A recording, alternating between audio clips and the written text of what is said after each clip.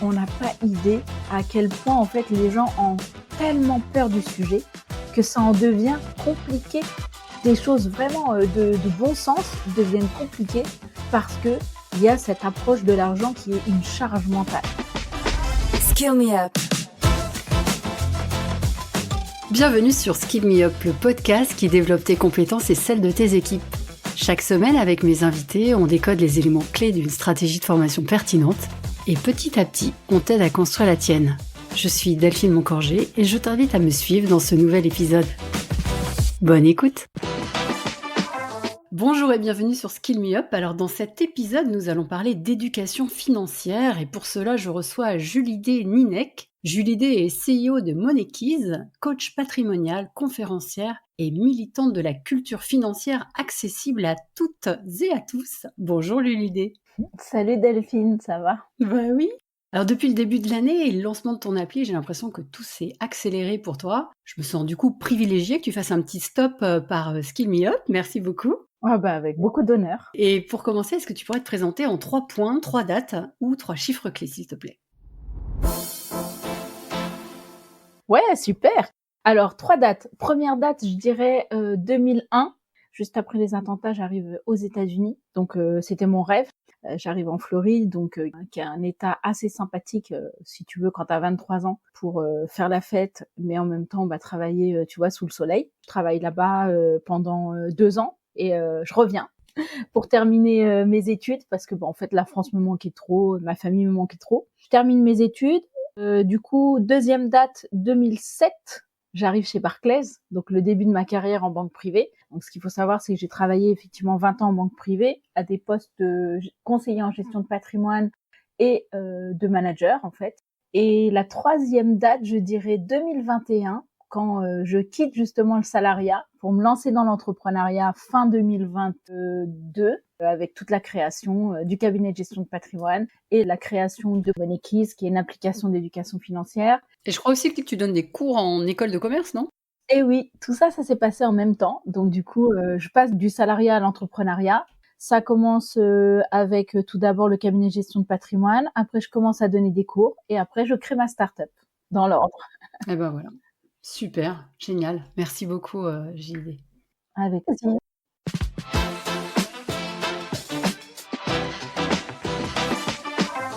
Alors, selon toi, Julie, qu'est-ce que c'est qu'une bonne éducation financière et justement de quoi on parle concrètement quand on veut transmettre une culture financière aux enfants et aux ados? Il ne s'agit pas d'en faire des traders à 8 ans, donc quoi il s'agit? Ouais. Alors, pas en faire des traders. Ils nous ont pas attendus, hein, ni Julie Délinec, ni les parents. Hein. Tu sais, ils sont traders, eux, à leurs heures perdues, entre guillemets, entre Roblox et autres jeux. Donc, t'inquiète pas qu'ils s'en sortent bien sans nous. L'idée, c'est, dans l'éducation financière, c'était un petit peu aussi d'apporter justement des notions de base qui sont pas forcément maîtrisées aujourd'hui, ni au niveau des adultes, ni au niveau des enfants, et créer aussi une cohésion parents-enfants pour pouvoir avoir justement cette communication qui se fait au quotidien, parler d'argent, parce que on a compris et on connaît les termes, et que en plus on a levé le mindset du tabou au sein des foyers, surtout on est français, hein, donc on parle pas d'argent, etc., etc. Là où justement par exemple dans d'autres pays, on va parler d'argent plus facilement en famille. Donc le premier objectif, c'est 1, donner les notions de base, 2, lever les tabous, et 3, pouvoir transposer en fait les notions vues dans l'application directement au quotidien, donc à travers cette application qui a un accès parent et un accès enfant. C'est un peu comme Netflix. On va revenir sur l'application plus tard, mais du coup, j'ai noté aussi que tu abordes souvent les dangers des réseaux sociaux, TikTok, Instagram, etc., sur l'argent. Est-ce que tu peux nous donner des exemples concrets de croyances ou de comportements toxiques qu'on observe justement dans ces réseaux sociaux et qui peuvent perturber les enfants, les ados dans leur éducation financière?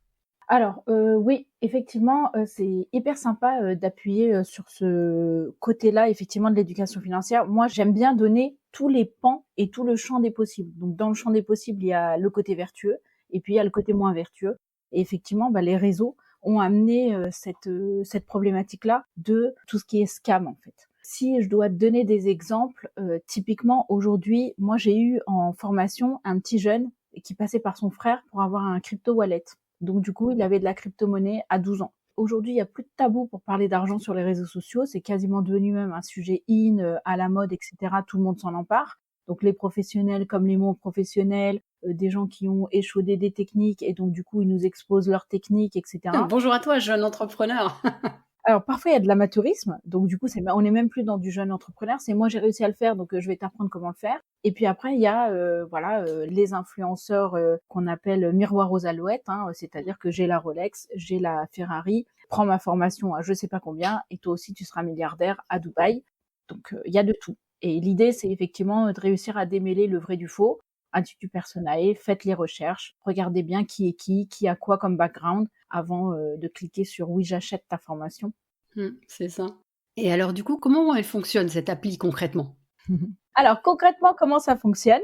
C'est un abonnement annuel avec 2 accès, un accès parent, un accès enfant, un peu comme Netflix. Et du coup, ça permet d'avoir en fait accès à, pour les parents, des tips pour accompagner leur enfant et pour les enfants, en fait, des cours. C'est 10 modules qui sont déclinés en 3 leçons, 3 exercices et un quiz pour l'instant. Et on est en train de travailler sur la version où on va rajouter les mini-jeux entre chaque module.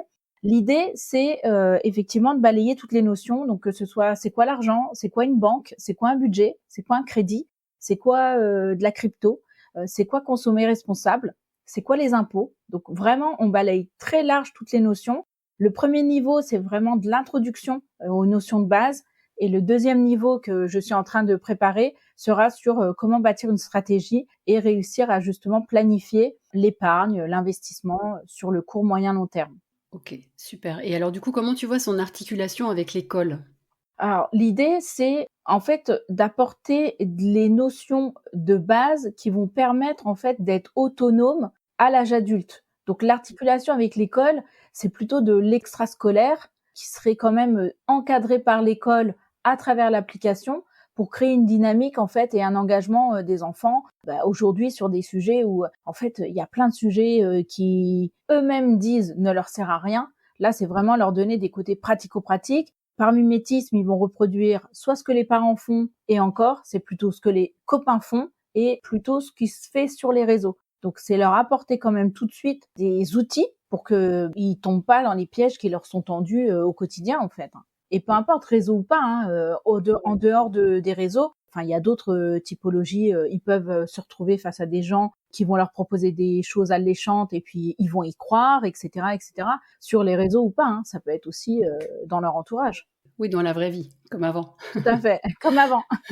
Alors, tu interviens aussi sur le money mindset de façon plus générale. Alors, est-ce que tu peux nous expliquer concrètement ce que tu abordes là-dessus? C'est surtout comment on transforme peut-être sa relation à l'argent? Peut-être un peu tabou, tu disais tout à l'heure, on est en France, on parle pas d'argent, le côté tabou ou culpabilisant, selon si on en a beaucoup ou pas assez. Et comment on le transforme, cette relation, en moteur d'action, à la fois pour les jeunes et pour les adultes d'ailleurs? Est-ce que tu peux nous dire globalement ce que tu entends par money mindset et comment ça agit en fait?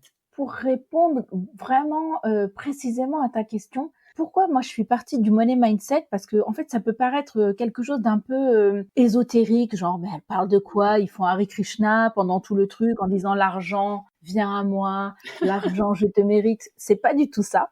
Dommage, ça pourrait être bien ça. Alors peut-être qu'il y en a qui le font. Moi, Ouais, c'est pas toi. c'est pas du tout ça. Est-ce que ça peut marcher? Si tu veux, je peux essayer cet après-midi. Je te dirai ce que ça a donné. J'y crois pas trop, même si, enfin, les exercices de visualisation, etc., comme les sportifs, moi, c'est quelque chose que j'aime beaucoup. Ce que j'entends par money mindset, c'est plutôt ton approche à l'argent. Donc, ton approche à l'argent qui a été façonnée par ton enfance, tes parents, ta culture, ton milieu social, ton pays, et puis, tes vécus, etc., les expériences que tu t'es faites. Et j'aime bien souvent demander justement quand je fais la conférence Money Mindset, la première question que je pose, c'est quand je dis argent, quel est le premier mot qui vous vient à l'esprit? Parce que ce premier mot-là, en plus, il évolue avec le temps, mais ce premier mot-là qui arrive en fait dans la bouche des participants, c'est ce qui va conditionner en fait leur money mindset, leur approche. Donc, par exemple, l'argent, c'est la sécurité. Donc, ça veut dire que peut-être que la personne, elle a peur de manquer, donc du coup, c'est la sécurité, et donc je vais thésauriser. Ce qui veut dire que peut-être que je vais pas aller sur des investissements, alors même qu'on peut investir de manière sécurisée. Après, il y a tous les aspects. L'argent, c'est sale. L'argent, c'est pas bien. Donc, ce mot-là va vraiment permettre en fait d'avoir le pouls des personnes qui participent à la conférence. Et c'est pour ça que j'aime bien l'appeler money mindset. C'est-à-dire, c'est quel est mon mindset par rapport à l'argent. Une fois qu'on a identifié quelque chose, c'est beaucoup plus simple de le travailler. Et souvent, les gens me disent «Oh, mais j'avais pas du tout vu effectivement ça sous cet aspect-là et que c'était ça qui me bloquait». Donc après, moi, je suis pas psychanalyste et je fais pas le travail, ce travail-là d'aller enlever les blocages. Par contre, aller le pointer du doigt, je sais le faire. Et derrière, après, c'est donner aussi les clés pour commencer avec les petits pas à mettre en place une stratégie. Ouais, effectivement, parce que du coup, comment tu amènes ces publics, donc plus adultes, qui peut-être n'ont jamais été exposés à ça, à s'approprier des notions complexes comme la gestion patrimoniale, la fiscalité, des choses après où quand on a identifié le money mindset, on se dit, OK, faut quand même un petit peu faire des économies, mais pas que ça, faut aussi quand même utiliser l'argent qu'on a pour se faire plaisir ou pour, pour vivre. Du coup, comment tu arrives après à leur communiquer ces notions-là et surtout à faire en sorte qu'ils deviennent autonomes? En fait, l'idée, c'est juste de simplifier, en fait. Quand tu simplifies les notions, quand tu simplifies, les termes, quand tu simplifies les mécanismes et cetera, plutôt que de s'attribuer là, comme ça, tout un vocabulaire autour de la gestion de patrimoine, il y a ce côté effectivement en gestion de patrimoine, assez, pompeux. C'est-à-dire que moi, je détiens le savoir et moi, c'est quelque chose qui m'a jamais intéressée, de détenir le savoir. Moi, j'ai toujours été dans une approche où justement, je préfère insuffler le savoir en face pour que la personne, elle comprenne. J'ai toujours fonctionné comme ça avec mes clients, je fonctionne comme ça avec mes étudiants en école de commerce et d'où l'idée effectivement de le faire avec aussi les enfants. Donc c'est juste un peu plus vulgariser les termes plutôt que de dire allocation d'actifs, on va dire comment est organisé ton placement. Ça change toute la donne. Ça veut dire la même chose, hein. Mais sauf que quand je dis allocation d'actifs, je me la pète et je renvoie à un ah oui, j'ai déjà travaillé dans la gestion de patrimoine. Et quand je dis voilà comment on va répartir votre argent, voilà comment on va placer votre argent, ça le rend quand même beaucoup plus accessible aux gens, hein. Mmh. Et alors du coup, quels sont les blocages que tu rencontres les plus fréquents en fait? Vis-à-vis des adultes là, plutôt? Blocage premier, je sais pas faire donc je sais pas. Blocage deuxième, j'ai peur parce que je vais perdre mon argent, c'est risqué. Et blocage 3, c'est pas pour moi, donc du coup je délègue à n'importe qui et puis en général, ça délègue, ça fait rien, ça passe pas à l'action en fait. C'est ça. Et je me souviens dans une des interventions que tu avais faites, à laquelle j'avais assisté, tu parlais d'une règle assez simple, c'était 50, 30, 20, je sais plus, il y avait une règle de comme Tu t'en ça assez rappelles simple. bien? Ouais, c'est le budget, la règle du budget ça. Alors vas-y, est-ce que tu peux juste nous donner ça comme petite base pour ceux qui nous écoutent et qui seraient perdus? Ouais, la règle du budget, alors, on va dire qu'aujourd'hui, elle est vulgarisée, elle est partout, hein, 50-30-20. Donc les 50 ce sont, ce que tu vas utiliser pour tes besoins vitaux, et besoins, en fait, obligations, c'est-à-dire tes crédits, manger, se vêtir, le toit. Ça peut être la scolarité de tes enfants et cetera. Donc ça, c'est les incontournables. On est sur un pourcentage max de tes revenus à hauteur de 50 qui sont utilisés pour cette catégorie-là. Ensuite, tu as la partie 30 c'est la partie un peu plaisir où, Mmh. tu vas, quand même tu as le droit de vivre, hein. Si Les tu veux vacances, ça rentre là-dedans, par exemple? les vacances peuvent rentrer là, le cinéma, ça rentre là, les concerts, la partie, la robe en plus dont tu avais pas forcément besoin mais que, tu veux aussi avoir. Sport? Oui, le sport, même si certains le mettraient dans les 50 et puis après tu as les 20 qui sont composés et d'épargne, d'investissement et ça peut être aussi des dons. Parce que moi, j'aime bien mettre dans cette catégorie-là aussi la partie, j'ai un impact social, quoi, à travers les dons. Maintenant, rien n'est figé dans le sens où ça peut être, par exemple, tu vois, si t'as que 30% de ton salaire qui est alloué à tes besoins, si tu dois augmenter en tout cas une jauge, c'est plutôt celle de l'épargne et de l'investissement. Parce qu'en fait, les besoins, c'est soit tu es surendetté et donc du coup tu passes de 60 à 70 à 80, ça devient compliqué. Les besoins, c'est tu jettes un peu l'argent par les fenêtres et t'es la cigale. Épargne plus investissement permet quand même d'avoir un bon mix. Donc s'il y a une jauge à augmenter, quand par exemple on a baissé une des premières jauges, c'est vraiment celle de l'épargne. L'épargne et l'investissement. OK. Donc c'est 50-30-20 pour vulgariser, pour que ça devienne mémotechnique. Mais plus vous pouvez faire d'épargne et d'investissement, mieux c'est, puisque du coup c'est votre argent qui travaille pour vous. Et derrière, c'est assurer ses C'est la objectifs. liberté, après ça donne quand même, Ça donne la liberté de une l'utiliser. liberté financière, clairement. Et ouais, donc vraiment, se dire aussi que quand je reçois mon salaire, automatiquement, en fait, j'ai une partie qui part en épargne et en investissement, sans même réfléchir, en fait. Partir du principe que c'est un peu comme le prélèvement à la source, là, des impôts, c'est non négociable. D'accord. Et alors, on l'a vu, hein, l'éducation financière, c'est souvent perçu comme un sujet personnel, rarement intégré dans les catalogues, de formation des entreprises. Donc Je recentre un peu sur le sujet qui est mon sujet, sur Skill Me Up de la formation. Est-ce que selon toi, les entreprises pourraient ou devraient s'emparer de ce sujet et en quoi l'éducation financière devient un enjeu RH? Alors, cette question-là, elle est hyper challengeante et j'adore. Je réfléchis effectivement en quoi, parce que in fine, qu'est-ce que c'est l'entreprise? C'est j'emploie des gens, je les paye en échange de leur temps et de leur expertise pour faire quelque chose pour moi. Et mon intérêt, c'est quand même que ces gens-là se sentent bien.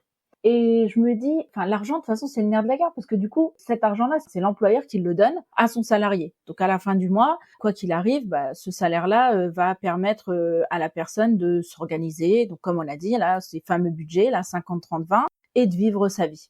Maintenant, si on l'éduque, si on en fait un sujet prioritaire du bien-être du salarié, ça veut dire que peut-être que sa charge mentale, elle va baisser. Peut-être qu'il sera mieux organisé en termes de budget et donc du coup, il viendra pas toquer tous les jours pour demander des acomptes sur salaire. Donc courir après la musique, alors en ayant une base de budgétisation, d'éducation financière, il aurait peut-être provisionné différemment. Avoir des mots de tête à ne pas comprendre ce qui est écrit sur la fiche de paye et les prélèvements à la source, les taux de prélèvement. J'ai déjà eu une question d'une personne qui m'a dit « Ben non, en fait, moi j'ai 2 employeurs, donc je pouvais pas mettre le taux à 18% parce que c'est 9% sur chacun. » Après, je dis en fait, 2 employeurs à 18%, ça sera le global à 18.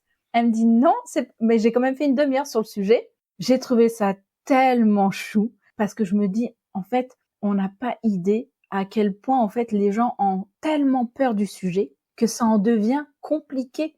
Des choses vraiment de bon sens deviennent compliquées parce que il y a cette approche de l'argent qui est une charge mentale. Vraiment, hein. J'en ai pas, c'est une charge mentale. J'en ai, c'est une charge mentale. Je sais pas, c'est une charge mentale. J'ai pas assez gagné, c'est une charge mentale. Et donc, du coup, l'employeur pourrait justement apporter cette éducation-là, corrélée au quotidien, pratico-pratique, hein. Ah oui.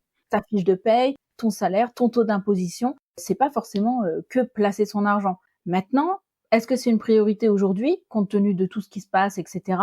Je sais pas, mais à réfléchir, à tester, et puis voir effectivement si ça peut pas devenir justement un levier de motivation. Éduquer les personnes aussi pour comprendre quand elles demandent une augmentation de salaire, pourquoi c'est possible dans un contexte et pas possible dans l'autre. En éduquant, de toute façon, on enlève aussi cette rengaine parfois que l'employeur veut vous entuber, en fait, hein. Excuse-moi, je trouve pas d'autres termes, mais décrédibiliser le fait que je vais parler d'argent avec mon employeur sans problématique. Combien de fois j'ai entendu des gens dans mon entourage quand j'étais salariée, ah non, non, mais je vais pas demander d'augmentation, j'ose pas. Ok. Pareil, quand je gérais mes équipes, tu vois, les mecs, aucun problème pour demander des augmentations de salaire. Les nanas, elles demandent pas. Des fois, moi, j'ai augmenté des gens alors qu'ils ont même pas demandé. Ils ont dit, ah ouais, mais on t'avait pas demandé. J'ai dit oui, mais est-ce que tu estimes que tu l'as pas mérité? Ouais, justement, tu formes aussi, enfin, tu as une action auprès des femmes qui sont souvent exclues du pilotage financier, enfin plus souvent, on va dire. Pourquoi c'est encore un sujet aujourd'hui? Et est-ce que justement là, en lien avec ce qu'on vient de dire, est-ce que les entreprises pourraient avoir une action pour les rendre davantage autonomes, oser demander des augmentations, oser mieux piloter leur argent? Est-ce qu'il y a quelque chose à faire là-dessus? Oui, il y avait quelque chose à faire. Le sujet a été quand même pris en main, hein. Donc, tu vois, moi, j'ai fait pas mal de conférences, même dans des banques, dans des assurances, tu vois, où tu te dirais que potentiellement ils ont les forces en interne. Aujourd'hui, en tout cas, les entreprises, elles se sont vraiment attelées à former les femmes sur plusieurs sujets, notamment justement le bien-être et cette partie d'autonomie financière. Pourquoi? Parce qu'il y a eu toutes ces problématiques aussi de violence économique. Donc aujourd'hui, en tout cas, il y a des choses qui sont mises en place. Est-ce que c'est assez? Je sais pas, on verra, hein, parce qu'on est encore qu'au début. Mais en tout cas, il y a un mouvement. Maintenant, il y a beaucoup de femmes aussi qui aujourd'hui osent plus, même si ça reste comme... En fait, on a l'impression que c'est comme une utopie pour eux. Tu sais, je fais le parallèle avec les gens qui veulent ranger leur armoire. Jamais ils la rangent parce qu'en fait, ouais, mais non, ça va être hyper long et tout. En fait, il faut partir de la théorie des petits pas, tu sais, un peu Kaizen, là. Petit à petit, ton armoire, tu vas pas la ranger en un jour. Et donc, pareil, ton éducation financière, tu vas pas la faire en un jour. Donc, un jour, apprendre effectivement comment on utilise le levier du crédit pour pouvoir investir. Le deuxième jour, comprendre tout l'univers des placements. Enfin, moi, typiquement, quand j'enseigne en école de commerce, technique de placement, c'est 35 heures de cours. 35 heures, alors que les mecs, ils sont en M2. gestion de patrimoine ou banque assurance. Ouais. Donc, si eux, il leur faut 35 heures, alors que c'est des étudiants qui ont quand même un background, etc., imagine une personne qui, déjà, parler d'argent, c'était toute une histoire. Mmh.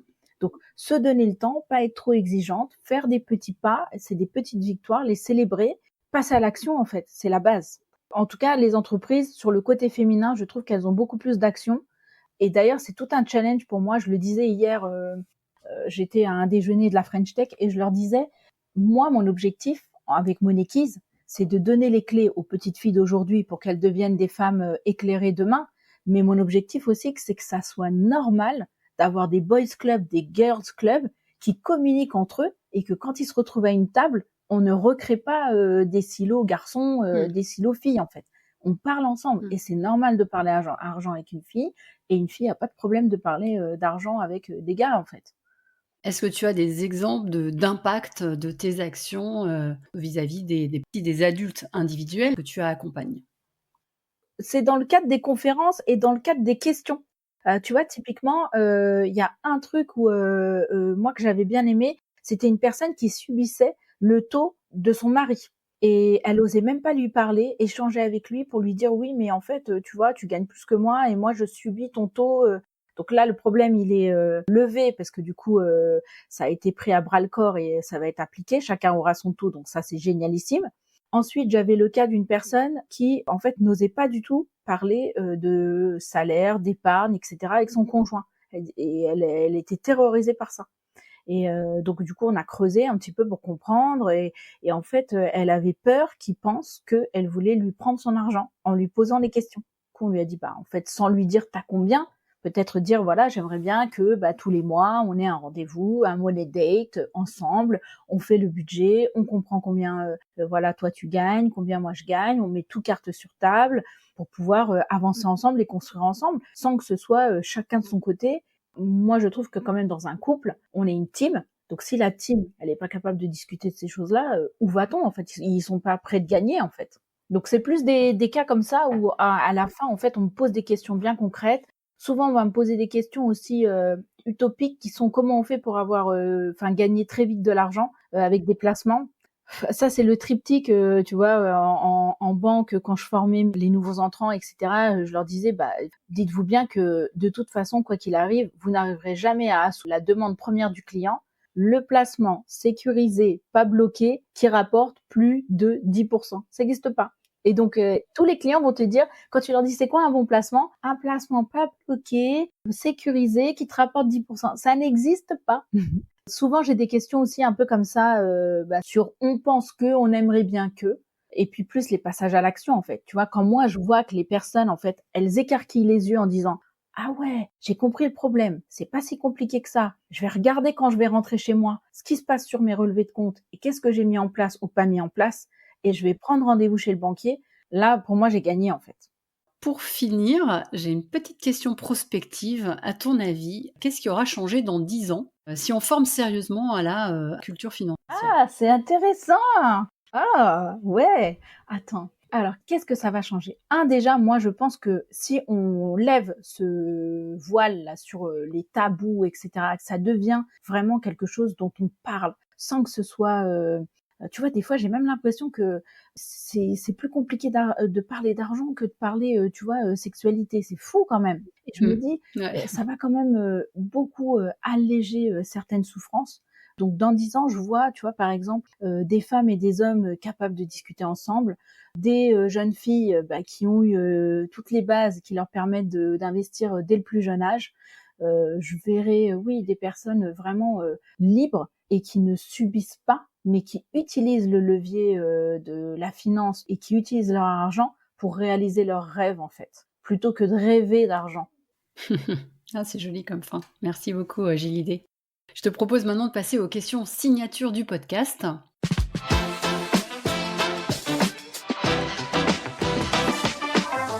Alors, ma première question, c'est comment fais-tu ta veille?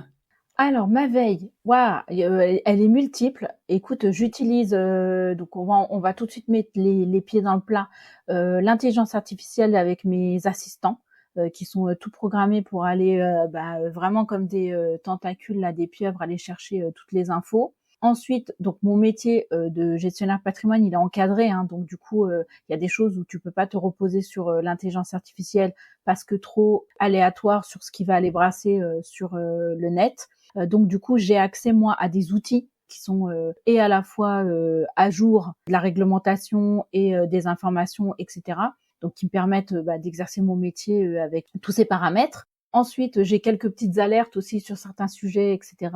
J'ai accès à des maisons de gestion où j'ai des points gestion, ça va être mensuel, trimestriel, ou des personnes que je peux appeler en direct hein, si j'ai une question sur, tu vois. Là, j'ai posé dernièrement la question sur l'or parce que j'ai quelques portefeuilles qui sont investis avec de la matière première, notamment de l'or. Donc, à savoir si il n'était pas temps de récupérer maintenant les plus-values et de réarbitrer sur autre chose.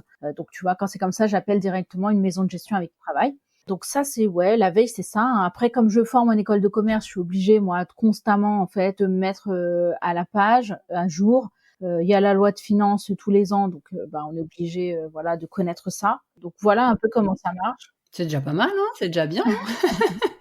Moi, je suis curieuse Super. aussi, donc du coup, c'est tout le temps en veille, en fait. C'est clair, OK. Quelle est la formation qui a le plus d'impact sur toi et Ah, pourquoi? tu me poses des questions, ouais. Moi, la formation qui a eu le plus d'impact sur moi, c'est le master senior management bancaire que j'ai fait à l'ESSEC parce que je me suis découverte là-bas. Moi, j'ai toujours rêvé en fait de faire partie d'un comex d'une banque. J'étais banquière privée, je suis devenue manager d'une petite structure, manager d'une plus grosse structure, et j'avais fait ce master-là pour intégrer donc un CODIR et un comex. Le grand rêve, surtout de mes parents, je pense. Et puis j'ai compris que jamais de la vie, ça pouvait être mon rêve en fait. Pourquoi? Parce que sur un comex, je suis CEO de Monekeys aujourd'hui, mais c'est très différent. C'est mes valeurs, c'est moi qui insuffle le truc. Mais comex d'une banque, ils ont perdu une part de leur humanité. En fait, une fois que j'ai été diplômée, je me suis plus vue dans le poste. J'ai dit mais c'est ça? Non, même pas en rêve. Donc cette formation, elle m'a permis de me former en transverse, d'acquérir vraiment tous les outils que j'utilise aujourd'hui justement dans l'entrepreneuriat, sans le savoir parce que je me destinais à un comex et pas à de l'entrepreneuriat. Et deuxièmement, elle m'a permis vraiment de découvrir moi mes limites, notamment sur ma sensibilité. Donc ça a été un révélateur en fait. Révélateur, extrêmement, oui. Si tu devais convaincre un ou une DRH de s'emparer du sujet de l'éducation financière pour ses salariés, aujourd'hui, tu lui dirais quoi? Alors, je lui dirais déjà, elle, de se poser les questions. Si elle estime que elle est armée de ce côté-là, en fait, est-ce qu'elle a les notions de base? Est-ce que quand elle parle à son banquier, elle comprend? Est-ce que c'est une charge pour elle ou pas? Donc, déjà, de faire une introspection, un voyage. Et deuxièmement, que c'est pas partir sur des ateliers de 570 ans d'accompagnement, etc. Ça peut être comme ça, on va dire la semaine de l'éducation financière. On propose un atelier pour tous les salariés de la banque par petits groupes qui permettront peut-être d'avoir au moins les bases minimum pour comprendre et ne plus subir ce que le banquier dit en agence en fait et en rendez-vous. Combien signent des papiers qu'ils comprennent pas? Combien ressortent du rendez-vous sans avoir compris? Donc ça peut être ça peut être une vraie valeur ajoutée au même titre que le sport, au même titre que d'autres activités. Après, moi, il y a un truc que j'adore aussi. Je l'avais soumis à ma banque et tout, ils m'avaient pas suivi. Et j'ai vu que là, dernièrement, ils avaient fait un truc un peu dans le même état d'esprit. Donc, c'était un peu comme une Children Academy, quoi, en fait. Une Kids Academy, donc pour les enfants des salariés. Donc, créer cet univers-là. Ils le font parfois. Je sais que, alors, pour ne pas les citer, AXA, ils ont fait dans la journée parents-enfants ces types d'ateliers, en fait. Donc, très sympathique. Notamment sur l'entrepreneuriat, je crois. Ok.